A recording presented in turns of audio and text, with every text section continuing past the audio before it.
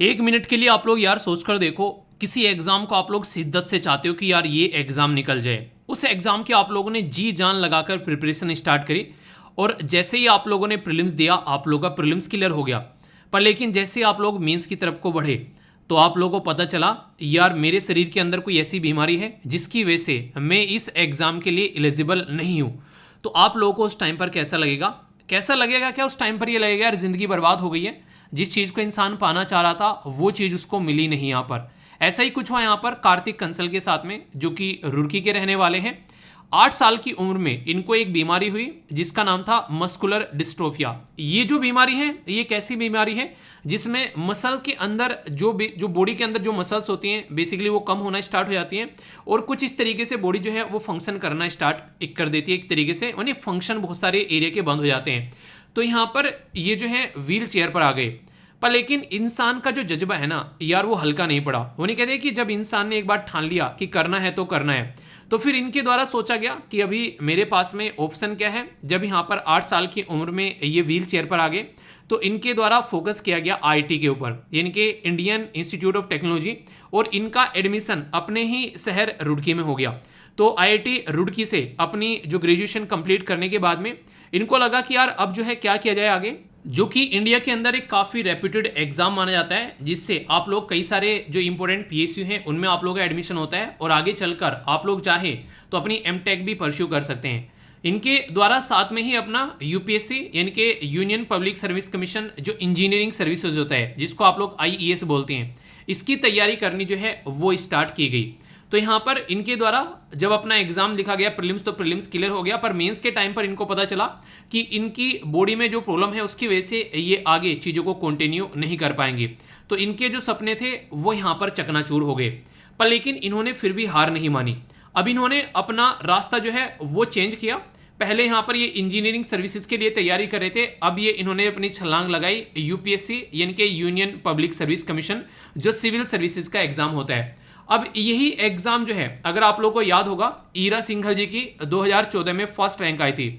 उनके द्वारा तो यहाँ तक हद की गई कि अपनी पर्टिकुलर पोस्ट पर जाने के लिए उनके द्वारा केस तक लड़ा गया, और ये केस जीत कर आई, और यहाँ पर इनके द्वारा रैंक जो है वो अपनी फर्स्ट अचीव की गई। तो यानी कि अगर आप लोगों को लगता है कि आप लोग ही मेहनत कर रहे हैं, और आप लोगों को लगता है कि यार एक तरीके से लिखते हैं, कई बार इंसानों को मेहनत करते करते लगने लगता है कि यार हमारे बस की नहीं है, पता नहीं क्या हो पाएगा, और या फिर आप लोगों को लगने लगता है कि बस यार हम ही सबसे ज़्यादा मेहनत कर रहे हैं। तो आप लोग यहाँ पर देखो यार, आप लोगों की तो बॉडी फिर भी कंप्लीट बॉडी है। कई सारे जो ऐसे लोग होते हैं जिनको बॉडी में भी प्रॉब्लम होती है, डे बाई डे के काम करने में भी दिक्कत है, इंसान यहाँ पर प्रॉपर वे में चल नहीं पा रहा है, वो एक प्रॉब्लम देखने को मिलेगी। खाने नहाने उठने बैठने हर एक चीज़ में प्रॉब्लम देखने को मिलेगी। और वो इंसान यहाँ पर हार नहीं मान रहा है, अपनी जिंदगी के साथ में लड़ रहा है, हर एक समस्याओं का समाधान खोजने की कोशिश कर रहा है। तो इसके चलते इनके द्वारा जब यूपीएससी का रास्ता अख्तियार किया गया, तो यहाँ पर अब इनको लगा कि यार अपनी तो जिंदगी चेंज करनी ही करनी है। ऐसे बहुत सारे लोग होंगे जो आज के डेट में डिसेबिलिटी के शिकार होंगे और ये प्रॉब्लम से जूझ रहे होंगे। अगर मैं एडमिनिस्ट्रेशन की पोस्ट में जाऊंगा तो ऐसे बहुत सारे लोगों की लाइफ को जो है वो इंप्रूव कर पाऊंगा। ये होता है यार लाइफ का टर्निंग पॉइंट, जब आप लोग अपनी जिंदगी के सपने जो हैं वो अपने से ऊपर रखने स्टार्ट कर देते हैं कि मुझे अपने लिए तो जीने ही जीने हैं, दूसरों के लिए भी अपनी जिंदगी में कुछ करना है। अब यहां से रियलिटी में रियल जिंदगी स्टार्ट होती है एक इंसान की। जो इंसान बस अपने ही अंदर घुसा रहता है ना कि बस अपने लिए करना है, अपने लिए जीना है, अपने लिए मरना है, कब आता है इस धरती पर, कब चला जाता है पता नहीं चलता है। पर एक ऐसा इंसान जिसकी जिंदगी में दुनिया भर की प्रॉब्लम है और फिर भी दूसरों के बारे में सोच रहा है, वो है यार रियलिटी में असली इंसान, जो कि रियलिटी में हकदार है, एक पर्टिकुलर पोस्ट का हकदार है, अप्रिसिएशन का। और ऐसे इनके द्वारा किया गया।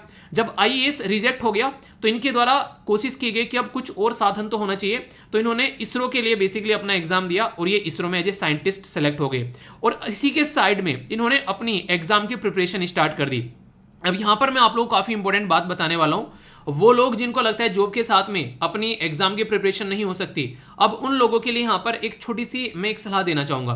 देखिए, मैं ये नहीं कहूंगा कि जॉब चल रही है पैरेलल में आप लोग बिल्कुल लग कर तैयारी करो। आप लोग 1 साल का कम से कम आप लोग गैप ले सकते हो अगर पॉसिबल हो पाए, ठीक है। अपना बैठकर एक बार बेसिक तैयार कर लो, लगकर दबाकर, और उसके बाद में फिर अपनी जॉब स्टार्ट करो और उसके पैरेलल में आप लोग अपना एग्जाम दे सकते हो, क्योंकि उसके बाद में बस लिखने की प्रैक्टिस और अपना रिविजन रह जाता है, क्योंकि ऑलरेडी सारी चीजें आप लोग पढ़ चुके होते हो। तो यहां पर अगर आप लोग बात करें कार्तिक के बारे में, तो कार्तिक के द्वारा 2019 में एग्जाम दिया गया और यहां यहाँ पर इनकी ऑल इंडिया रैंक जो है वो 813 आई, यानी कि अब की बार इनका फर्स्ट नहीं था, यहाँ पर ये ऑलरेडी एग्जाम दे चुके थे।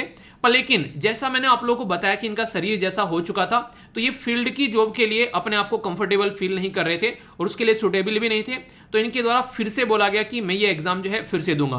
2020 में फिर से दिया गया, पर लेकिन यहाँ पर इनकी जो कंडीशन है वो काफ़ी अनफॉर्चुनेट रही, ये अपना मेंस जो है वो क्लियर नहीं कर पाए, यानी कि 2020 में इनका जो है वो मेंस रह गया। पर लेकिन इंसान ने यहाँ पर भी हार नहीं मानी, फिर से तैयारी करना स्टार्ट करी। पर लेकिन सबसे जो बड़ी कंडीशन यहाँ पर देखने को मिल रही थी, रीजन क्या था यहाँ पर, जो कंडीशन यहाँ पर निकल कर आई कि आप लोग समझ सकते हैं जो इनकी जॉब थी वो एक ऐसी जॉब थी जिसमें एक जो नहीं वीकेंड जो डेज होते हैं उनमें आप लोग बोल सकते हैं थोड़ा सा आप लोगों को जो वीक के एंड में थोड़ा सा टाइम मिल जाता है, पर लेकिन जो वीक डेज होते हैं वहां पर ये 9 घंटे की जॉब है। तो ये इंसान जो है सुबह 8 बजे निकल रहा है, ठीक है, और शाम को लगभग 6:30 बजे के अराउंड जो है घर पर आकर पहुंच रहा है। तो आप लोग समझ सकते हैं कि मॉर्निंग में 6 से लेकर 8 बजे तक 2 घंटे का अपना टाइम निकाल लिया और फिर शाम को आकर बैठ गया अपना प्रैक्टिस करने और फिर 11 बजे तक पढ़ाई की। तो आप लोगों को अपना टाइम जो है वो प्रॉपर इस तरीके से डिसाइड करना पड़ेगा कि यार यहाँ पर तो टाइम नहीं मिल रहा है, अब यहाँ से कैसे चीजों को लेकर चला जा सकता है। और वीकेंड में अब आप लोग थोड़ा सा ज्यादा टाइम दे सकते हैं, क्योंकि वीकेंड तो आप लोगों के हाथ में छुट्टियां हैं, तो उसमें बैठकर आप लोग अपना पढ़ाई जो है वो अच्छे से कर सकते हैं। नॉर्मली इंसान क्या करता है, यार पूरे हफ्ते पूरा मेहनत करिए जॉब में, अब वीकेंड आ गया अब ना थोड़ा सा मजा कर लेते हैं। पर लेकिन ऐसा इंसान जो कि बॉडी से कई सारी प्रॉब्लम फेस कर रहा है, अपनी 9 घंटे की जॉब कर रहा है, उसके बाद में आकर पढ़ाई कर रहा है और वीकेंड में बैठकर भी अपनी पढ़ाई कर रहा है, तो यार ऐसे इंसान को सैल्यूट है। और इसके साथ में चलते चलते 2021 में इनके द्वारा 271 रैंक अब की बार यहां पर अचीव की गई, तो यानी कि अपने गोल के जो है ये और यहां पर करीब आ गए। तो यहाँ पर खासकर अगर आप लोग जॉब कर रहे हैं और जॉब के साथ साथ में एग्जाम की तैयारी कर रहे हैं, तो एक तरीके से इंस्पिरेशन का सोर्स है यार, जिनको बोलते हैं ना कि हमें टाइम भी नहीं मिलता है। 9 घंटे की जॉब कर रहा है इंसान और आप लोग बोल रहे हैं आप लोगों को टाइम नहीं मिल रहा है। टाइम यार हर एक इंसान के पास में ना, इस धरती पे सबसे अच्छी बात मुझे लगती है, चाहे कोई अंबानी हो, चाहे कोई ट्रक वाला हो, चाहे कोई रिक्शे वाला हो, चाहे कोई भी इंसान इस धरती पर क्यों ना हो, जो इस गोले पर रहता है, हर एक इंसान के पास में 24 घंटे हैं। अब वो 24 घंटे आप लोगों को लगे ज्यादा हैं, आप लोगों को लगे कम है, वो आप लोगों की थॉट के ऊपर एक तरीके से डिपेंड करता है। वरना हर एक इंसान उन्हीं 24 घंटों को यूटिलाइज करके कोई एक तरीके से अर्श पर पहुंच गया और कोई फर्श पर पड़ा हुआ है। तो आप लोग खुद डिसाइड कर सकते हैं कि आप लोगों की जिंदगी आप लोग कहां पर ले जाना चाहते हैं। बस आप लोगों को थोड़ी सी तो हिम्मत करनी पड़ेगी, अपने कंफर्ट जोन से थोड़ा सा बाहर आना पड़ेगा। एक बार आप लोगों ने अपनी बॉडी क्लॉक सेट कर ली कि इस टाइम सोना है, इस टाइम उठना है, इस टाइम खाना है, इस टाइम और दूसरे काम करने हैं, तो फिर आप लोगों की बॉडी जो है वो आप लोगों को सपोर्ट करना स्टार्ट कर देती है। बॉडी क्लॉक की रेस्पेक्ट करो यार अपनी जिंदगी में, आप लोग एक बार उसको सेट तो करो, फिर देखो आप लोगों को कितना फायदा इससे देखने को मिलेगा और आप लोग प्रॉपर वे में अपने टाइम को यूटिलाइज कर पाएंगे और थोड़ा सा अपने मन को शांत करते हैं मोबाइल से दूर रहकर। फिर देखो टाइम ही टाइम है आप लोगों के पास में, आधे से ज्यादा मोबाइल में टाइम चला जाता है यार, अगर ध्यान से आप लोग देखोगे तो। जिंदगी में टाइम को मैनेज करना सीखो, कभी भी टाइम जो है वो घटता बढ़ता नहीं है। लोग बोलते हैं मुझे टाइम को मैनेज करना है, नहीं यार टाइम को मैनेज नहीं करना है, टाइम तो 24 घंटे, ये कैसे मैनेज करोगे? अपने आप को मैनेज करना है इन 24 घंटों के हिसाब से, तभी आप लोग अपना टाइम निकाल पाओगे जॉब के साथ साथ में, तभी आप लोग प्रिपरेशन कर पाओगे। आई होप कि आप लोगों को इनकी जिंदगी की स्टोरी जो है वो इंस्पिरेशन लगी होगी, थोड़ा सा आप लोग इंस्पायर हुए होंगे और अपने गोल को और अच्छे से आप लोग अब आगे लेकर चलोगे। अगर आप लोगों को इनकी स्टोरी अच्छी लगी है तो आप लोग यहाँ पर एक तरीके से अपनी जिंदगी में भी इनके तरीके से सोच कर कि हाँ मुझे कुछ करना है, मुझे कुछ करना है और दूसरों के लिए कुछ करना है, तो अपने गोल को भी सेट कर आगे बढ़ सकते हैं। तो all the best to all of you, मिलता हूँ नेक्स्ट वीडियो में, तब तक के लिए जय हिंद।